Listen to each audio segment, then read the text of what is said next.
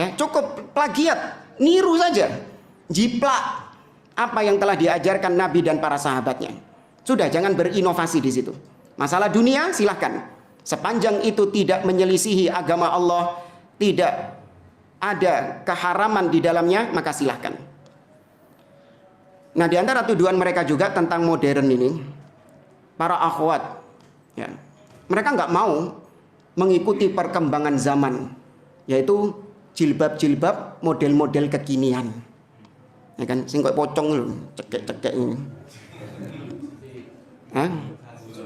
Iya, kayak pocong gitu, cekek-cekek lehernya itu, atasnya ada ikatannya itu. Ya. Mereka nggak mau, katanya, Salafi ini nggak mau menerima perkembangan zaman. Ini kan model terbaru, ya kan, model terbaru dari jilbab. Diterima nggak kalau modelnya kayak gini? Nggak diterima, karena itu menyelisihi syar'i. Kita nggak mau menerima perkembangan zaman yang di situ jelas-jelas diharamkan oleh Allah Subhanahu wa Ta'ala. Ya, maka terjawab syubhatnya bahwasanya ahlus sunnah, ya ahlus sunnah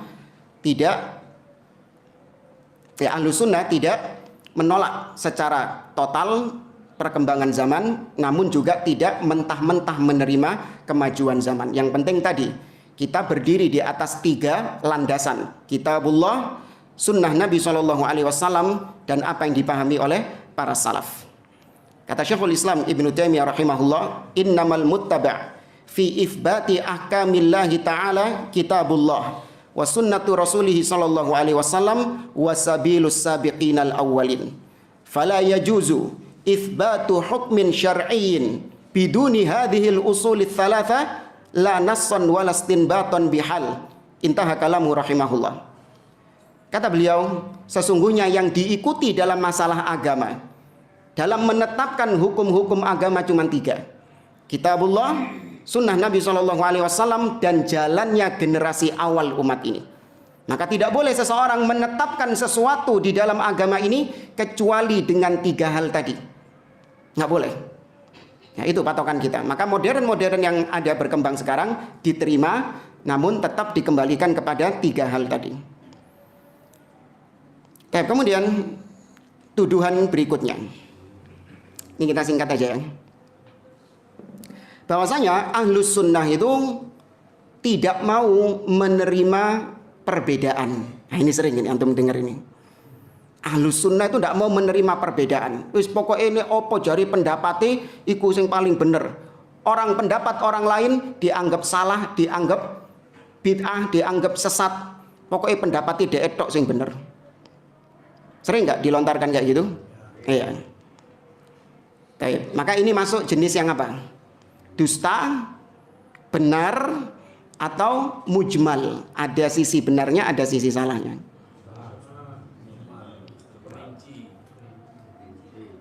Tadi ada yang benar. Benar berarti kita ahlus sunnah tidak menerima perbedaan sama sekali. Tidak menerima masalah-masalah khilafiyah sama sekali. Ya, yang benar ini mujmal, harus diperinci.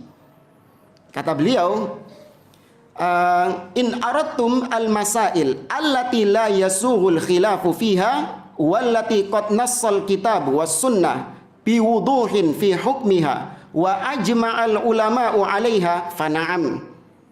Kata beliau, kalau yang kalian maksud bahwa salafi tidak mau menerima perbedaan, itu dalam masalah-masalah yang tidak boleh ada perbedaan, atau masalah-masalah yang telah jelas dalilnya di dalam Al-Quran dan Sunnah dengan sangat terang benderang dan disepakati oleh para ulama.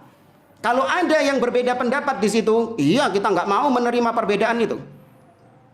Karena dalam masalah ini al-haqqu fihi wahid, kebenaran cuma 1. Lathnan, bukan 2 atau 3. Contoh, Salafi berpendapat bahwasanya Allah Subhanahu wa Ta'ala berada tinggi di atas. Ada orang lain, enggak, Allah itu di mana-mana. Antum terima perbedaan pendapatnya? Enggak. Tolak perbedaan pendapatnya. Lu sing bener sih, ya yang bener yang ini, Allah di atas. Lu sih taruh ngono dhisik iki gak. Iya, kaiso. Pokoknya selain pendapat ini, selain Allah di atas, menyimpang, sesat. Kau bawakan dalil sebanyak apapun, enggak, kita tolak. Karena ini usul, prinsip. Dalilnya jelas di dalam kitabullah dan sunnah dan disepakati oleh para ulama dari zaman ke zaman dalam kitab-kitab akidah mereka. Salafi meyakini wajibnya mendengar dan taat kepada penguasa kaum muslimin dan haramnya memberontak kepada penguasa kaum muslimin. Kemudian ada pendapat lain mengatakan, oh ndelok-ndelok pemimpinnya dhisik. Kalau pemimpinnya adil, mensejahterakan rakyatnya, iya kita mendengar dan taat. Tapi kalau pemimpinnya zalim, tidak ada ketaatan padanya. Antum terima pendapatnya ini? Tidak. Meskipun zalim pemimpinnya, sepanjang masih muslim, tetap wajib mendengar dan taat, haram untuk diberontak. Selain pendapat ini, menyimpang dia. Pastikan fix dia ahlul ahwa, ahlul bidah. Kita nggak menerima perbedaan pendapat dalam masalah-masalah yang sudah menjadi prinsip pokok landasan dasar ahlus sunnah. Kalau itu yang kalian maksud, kita nggak mau menerima perbedaan pendapat, iya kalau dalam masalah ini. Namun kata beliau, amma in aradtum annana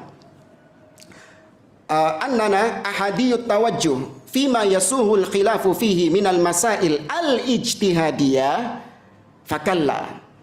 Tapi kalau yang kalian maksud bahwa ahlus sunnah tidak mau menerima perbedaan pendapat, tapi itu dalam masalah khilafiyah ijtihadiyah yang terbuka pintu ijtihad di situ.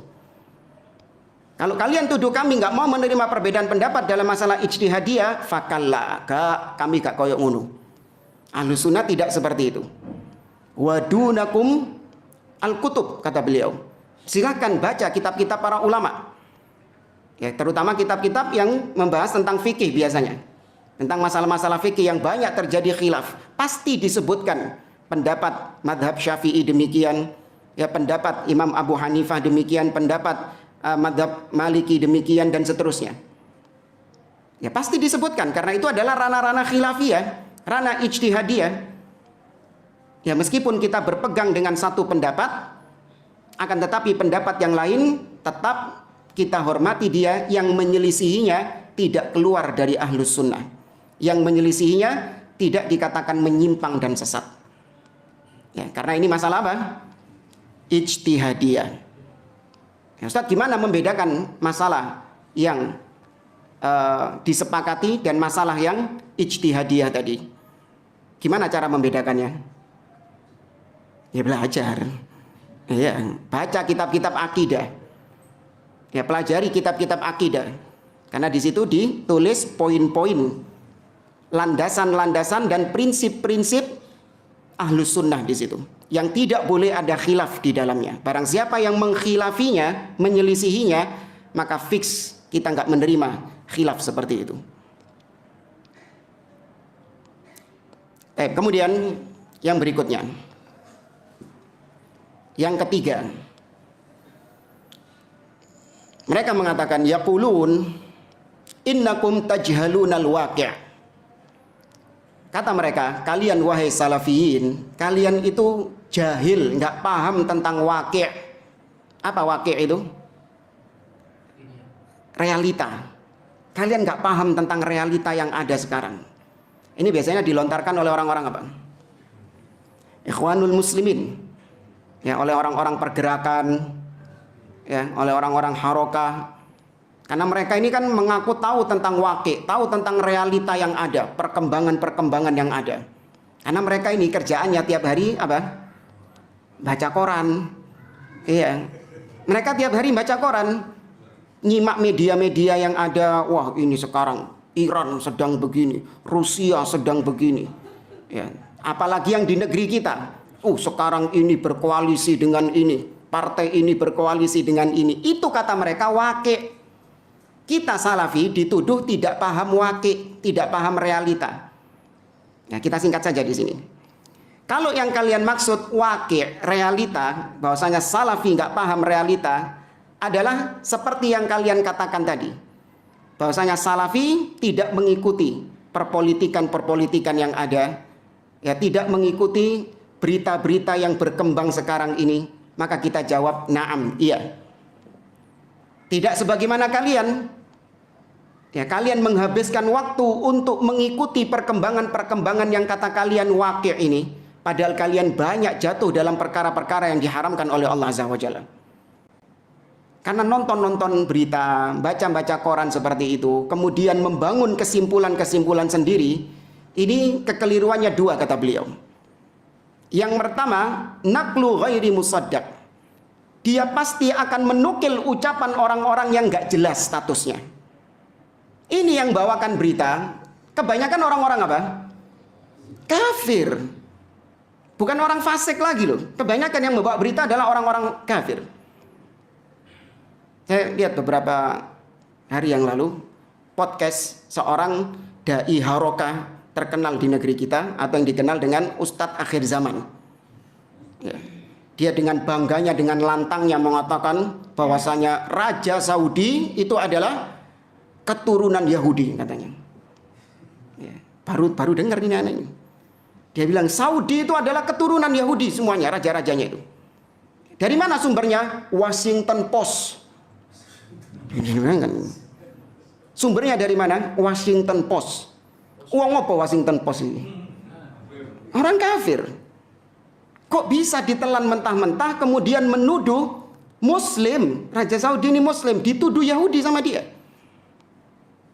Allah Azza wa Jalla mengatakan, ya ayyuhalladzina amanu in ja'akum fasiqun binaba'in fatabayyanu.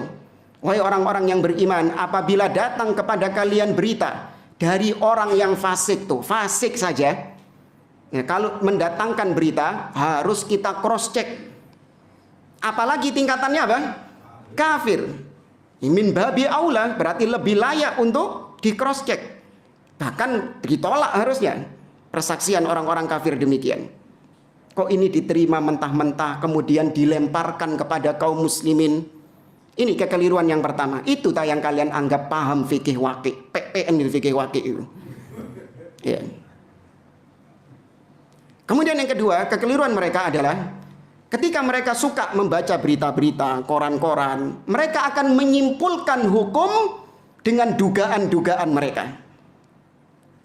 Oh, ini sekarang fulan berkoalisi dengan fulan ini. Ini nanti akan menyebabkan ini, umat Islam akan ditekan, umat Islam akan ini. Dari mana itu semua? Abdunun, dari dugaan-dugaan. Ya kan gitu kan dulu kan. Kalau fulan terpilih menjadi pemimpin, maka umat Islam akan diberangus. PKI akan bangkit. Gitu kan dulu kan? Ada terjadi? Nggak terjadi. Itu dugaan-dugaan. Nabi SAW melarang hal ini dalam sabdanya. Kata Nabi SAW, iyyakum wadzon, fa inna dzanna akdzabul hadits. Hati-hati kalian dengan prasangka-prasangka. Karena prasangka-prasangka itu adalah seburuk-buruknya atau sedusta-dustanya ucapan. Ya. Maka kalau kalian katakan ahlus sunnah itu nggak paham fikih waqi', sesuai pengertian kalian kayak gitu, iya kita akui. Ya, PPN itu fikih waqi' itu. Nggak perlu kita hal-hal demikian itu. Ahlus sunnah disibukkan dengan ilmu. Disibukkan dengan membaca kitabullah, mempelajari Quran, mempelajari sunnah Nabi SAW. Ya, membaca kitab-kitab para ulama, mengajarkannya kepada manusia, mengajak, menyeru umat kepada tauhid. Itu yang disibukkan oleh ahlus sunnah. Namun kalau yang kalian maksud fikih waqi' adalah yaitu ketika seorang ulama ditanya tentang suatu permasalahan, kemudian ulama tersebut mempelajari realita, maka ahlus sunnah, para ulama-ulama ahlus sunnah adalah orang-orang yang paling paham tentang waqi'. Jadi para ulama ketika mereka ditanya, dimintai fatwa tentang fenomena-fenomena yang terjadi, fenomena-fenomena yang terjadi di zaman sekarang, maka mereka nggak langsung kemudian mengeluarkan fatwanya. Karena ini fenomena baru terjadi. Paham ya? Ini masalahnya baru terjadi. Maka mereka nggak langsung mengeluarkan fatwa. Tapi apa? Mereka lihat realitanya bagaimana. Mereka pelajari bagaimana realitanya. Nah itu namanya waqi'. Nah kalau waqi'-nya yang kayak gini, kalian tuduh ahlus sunnah nggak paham waqi', maka kalian sungguh berdusta. Ya, sampai-sampai para ulama seperti Syekh Muhammad Nasiruddin Al-Albani dituduh oleh orang-orang Ikhwanul Muslimin adalah seorang ulamaul haid wan nifas. Ulama yang taunya cuman masalah haid dan nifas. Naudzubillah.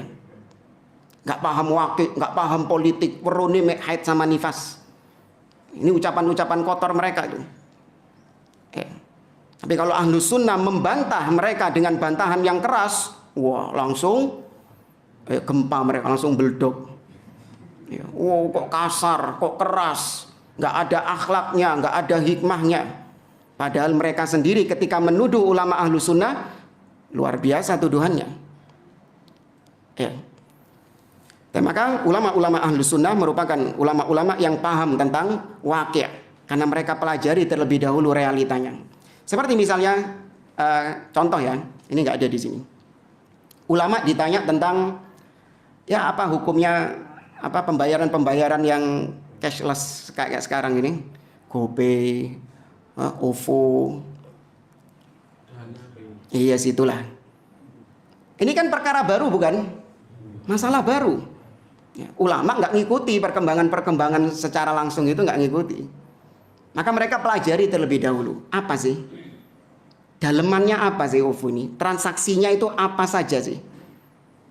Ya, mereka tanya kepada orang-orang yang mungkin paham di bidang perbankan, yang tahu seluk-beluknya itu. Sampai akhirnya keluar fatwa. Itu namanya mempelajari waqi'. Ya, terjadi fenomena ini, terjadi peristiwa ini.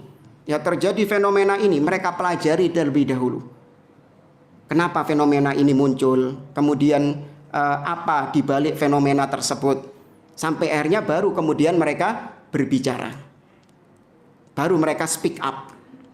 Ya, adapun kita, ya kita menunggu para ulama. Ketika terjadi suatu fenomena, ketika terjadi hal-hal demikian, kita menunggu ya ucapan para ulama. Baru kemudian kita menukil ucapan mereka. Jangan kemudian mendahului langsung.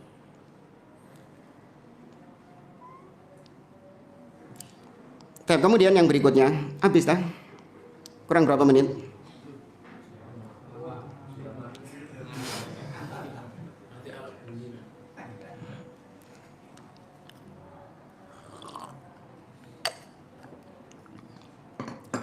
Yang keberapa sekarang? Yang keempat.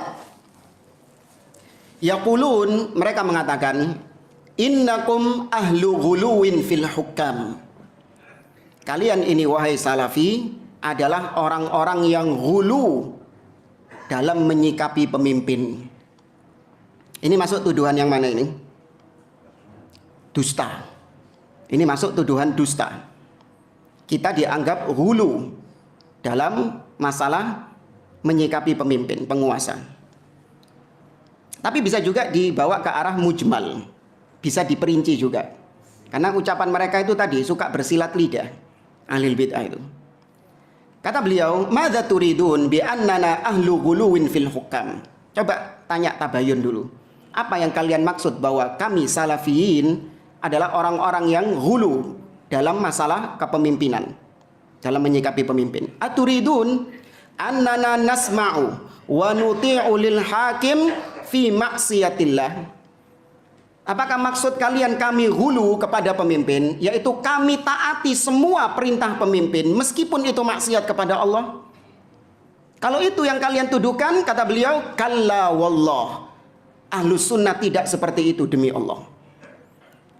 Ya, wa hadza waqi'una wanzuru wa dinuna ala khilafi dzalik. Realitanya, kenyataannya, coba kalian cek sendiri, buka mata kalian, kata beliau. Lihat, justru agama kita tidak sebagaimana yang kalian tuduhkan itu. Faman akhta'a fi afradina falaisa hujjatan alaina. Maka kalau kalian membangun tuduhan itu gara-gara ada oknum salafi yang hulu kepada pemimpin, ya, mungkin ada, wallahu a'lam, sampai perkara maksiat pun juga ditaati. Ya, kita yang tidak mentaatinya justru dianggap khawarij. Ada nggak kayak gitu? Ada. Ya kan? Kita ini taat kepada pemimpin, kecuali dalam maksiat. Ketika kemaksiatan kita nggak mentaati pemimpin tersebut. Nah, ketika kita nggak mentaati pemimpin itu, ada sebagian orang yang menuduh kita khuruj, menuduh kita keluar dari ketaatan kepada pemimpin. Loh terus gimana? Taati, kata mereka. Loh maksiat kok? Iya meskipun maksiat taati. Wah ini yang hulu. Nah, kalau adanya orang-orang seperti ini dan dia menisbatkan kepada salafi, maka kekeliruan dia jangan dinisbatkan kepada manhaj salaf. Tadi balik ke mukadimah yang pertama tadi, masih ingat ya? Kekeliruan oknum-oknum jangan dinisbatkan kepada manhajnya. Lakin antum kal harba tataqallabuna taratan aqsal yamin tunatihunal hukam thumma aqshash shimal qad imbatahtum inbitahan. Kata beliau, kalian wahai orang-orang harokah, wahai ikhwanul muslimin, kalian ini nggak jelas, mencela-menceli. Terkadang kalian mentaati penguasa, terkadang kalian mensupport penguasa, tapi di sisi yang lain kalian terkadang mencela, mencaci maki penguasa. Ikhwanul muslimin gitu. Ketika penguasa sesuai dengan agenda-agenda mereka, sesuai dengan keinginan-keinginan mereka, mereka berikan ketaatan kepada penguasa itu. Full mereka support penguasa itu. Sami'na wa ata'na. Tapi ketika pemimpin tidak sejalan dengan mereka, maka mereka caci maki, mereka kritik habis-habisan pemimpin itu. Karena nggak sesuai dengan jalan mereka. Ahlussunnah enggak. Sepanjang pemimpin itu muslim, itu syaratnya. Sepanjang dia muslim, maka kita tetap memberikan baiat kepada pemimpin tersebut. Perintahnya kita taati, sepanjang itu bukan maksiat kepada Allah Azza wa Jalla. Amma ahlus sunnah fayataqiduna sam'a wa ta'a lil hakim fi ghairi maksiatillah kama dallatil adillah al mutawatirah ala dzalik. Sebagaimana dalil-dalil yang sangat banyak. Sini beliau membawakan dalil-dalil yang banyak sekali. Seperti misalnya Imam Bukhari meriwayatkan dari Abdullah bin Umar, Nabi SAW mengatakan alal mar'il muslim as-sam'u wa ta'a fima ahabba wa kariha. Wajib atas setiap muslim untuk mendengar dan taat kepada pemimpin, baik perintahnya itu dia senangi atau perintahnya tidak dia senangi. Illa an yu'maru bimaksiyah, kecuali apabila diperintahkan untuk bermaksiat. Fa in umira bimaksiyah fala sam'a wala ta'ah. Kalau diperintahkan bermaksiat, iya, tidak boleh kita mendengar dan taat kepada pemimpin itu. Tapi masih kita anggap pemimpin enggak? Masih. Jangan terus karena dia nyuruh kita maksiat, terus kita lengserkan, kita enggak menganggapnya sebagai pemimpin lagi, tidak.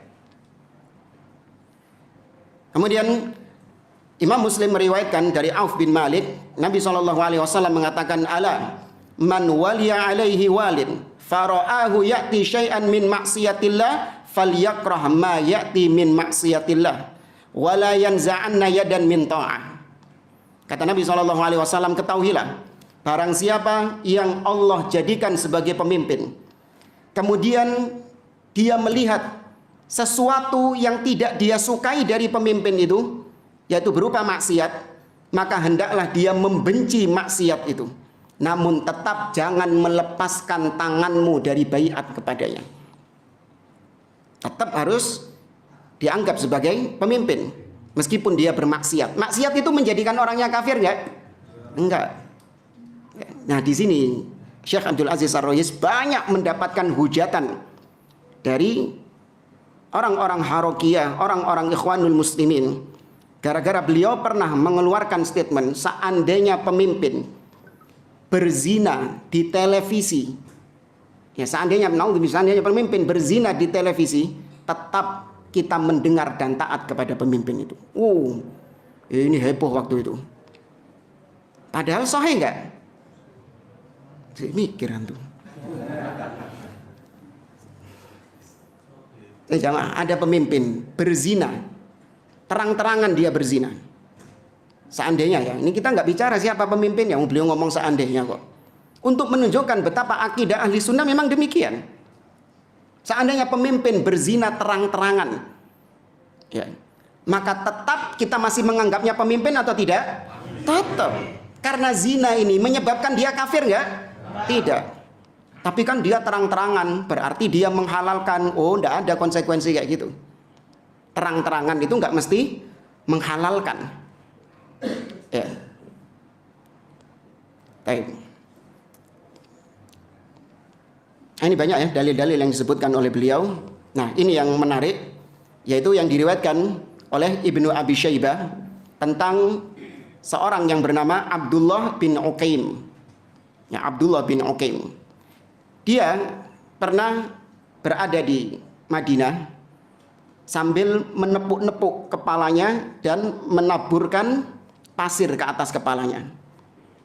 Seraya mengatakan, wallahi la u'inu ala dami khalifatin ba'daha abadan.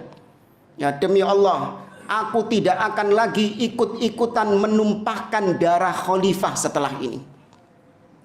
Ya, aku tidak akan lagi ikut-ikutan menolong orang-orang yang menumpahkan darahnya khalifah setelah ini, yaitu setelah pembunuhnya Utsman. Setelah pembunuhan Utsman. Orang-orang yang melihat itu, mereka mengatakan, "A'anta ala dami Utsman?" Wahai Abdullah bin Uqaim, apa kau ikut serta membunuh Utsman? Kata dia, "Naam, iya, aku ikut serta membunuh Utsman." Dengan cara apa? "Inni la'uddu dzikra masawihi i'anatan ala damihi." Aku ikut membunuh Utsman karena aku turut serta menyebarkan keburukan-keburukan Utsman. Maka aku terhitung sebagai orang yang ikut andil menumpahkan darahnya Utsman. Tuh. Lihat bagaimana penyesalannya Abdullah bin Uqaim. Gara-gara dia mengkritik, menyebarkan aib-aib pemimpin, menyebarkan aib-aib penguasa, yang sampai menyebabkan kaum muslimin marah kepada Utsman bin Affan, berujung pada pembunuhan Utsman bin Affan. Dia nggak ikut bunuh. Dia nggak ikut menumpahkan darahnya Utsman bin Affan, nggak ikut. Cuman apa dia? Menyebarkan kekeliruan-kekeliruan Utsman, menyebarkan kejelekan-kejelekan Utsman. Umat marah, kaum muslimin marah gara-gara hasutan provokasi itu. Mereka bergerak, ya, mereka bergerak menuju ke rumah Utsman dan dibunuh Utsman bin Affan ketika itu. Ini kenapa Islam melarang untuk mengkritik pemimpin di depan umum, menyebarkan aib-aib pemimpin di depan umum, dilarang di dalam agama kita. Syekh Abdul Aziz bin Baz mengatakan, laisa min manhajis salaf at-tashhir bi uyubi wulatil umur wa dzikruhu 'alal manabir. Kata beliau, bukan termasuk manhaj salaf memviralkan aib-aibnya penguasa dan disebutkan di mimbar-mimbar aib penguasa. Laisa min manhajis salaf. Itu bukan termasuk manhaj salaf. Kalau ada dai-dai yang demikian, pastikan fix dia bukan di atas manhaj salaf. Fix dia mengikuti jejaknya Abdullah bin Saba, mengikuti jejaknya Khawarij. Terus kalau pemimpin keliru nggak boleh dinasihati. Gimana nasihatnya? Secara rahasia. Ya, ini sering kita sampaikan. Nabi SAW mengatakan dalam hadis yang diriwayatkan oleh Imam Ahmad dan juga oleh Ibnu Abi Asim dalam kitabnya As-Sunnah dari Iyad bin Ghun, Nabi mengatakan, man arada ayyan sahalidhi sultanin bi amrin fala yubdi lahu alaniyah.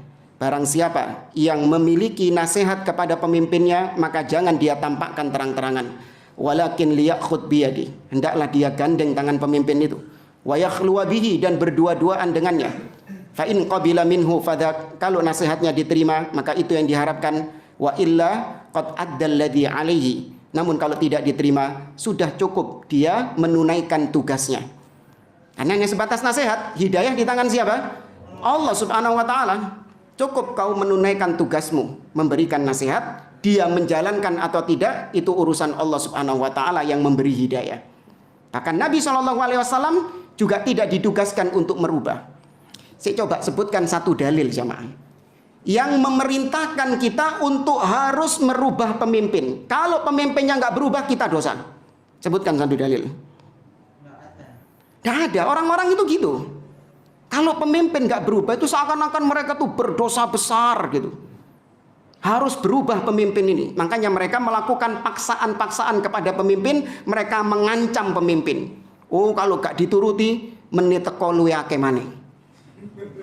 Iya. besok akan ada aksi besar-besaran. Ya, padahal nggak ada perintah untuk harus merubah pemimpin. Tapi alasannya kembali ke dunia mereka. Kalau tuntutan kita nggak dituruti, repot uripe kita. Wah, kan urusannya kembali kemana? Kembali ke dunia. Iya, mereka paksa pemimpin untuk menuruti kemauan mereka karena mereka nggak dapat jatah dunia. Ya, karena mereka nggak kebagian jatah dunia itu tadi, urusan-urusan dunia itu tadi. Padahal kalau mereka merenungkan, ya bahwasanya adanya kesempitan ekonomi yang mereka rasakan gara-gara kebijakan pemimpin itu, bukankah itu adalah musibah yang Allah timpakan kepada dia? Namanya musibah itu sebabnya karena apa? Karena dosa, karena kezalimannya. Harusnya dia introspeksi. Ya harusnya, tapi kan kita rugi kalau pemimpin misalnya menaikkan harga BBM. Ya kan, kita nanti jualannya rugi, kita nanti ininya semakin naik. Ya kan, gaji kita juga tambah kecil ini, kan kita rugi. Renungi dosamu. Itu kan musibah buat engkau. Iya. Musibah tidaklah turun kecuali karena kezaliman manusia. Allah mengatakan dhaharal fasadu fil barri wal bahri bima kasabat aydin nas liyudhiqahum ba'dalladzi amilu la'allahum yarji'un. Telah nampak kerusakan di daratan dan di lautan karena sebab tangan-tangan manusia. Allah timpakan kepada mereka sebagian dari apa yang mereka perbuat agar mereka kembali kepada Allah Azza wa Jalla. Harusnya ketika kau mendapati pemimpin ya mencekik engkau, saya katakan narasinya kan gitu kan, pemimpin mencekik kita. Nah, harusnya kau sadar tidaklah cekean itu kecuali karena apa? Karena dosamu. Iya, karena dosamu. Cukup. Baik. Mungkin ini yang bisa kita sampaikan. Sebenarnya ada beberapa tuduhan-tuduhan lain seperti misalnya Salafi itu anti jihad. Ya. Apa jawabannya? Enggak, kita enggak anti jihad. Ya, kita mendukung jihad tapi yang syar'i.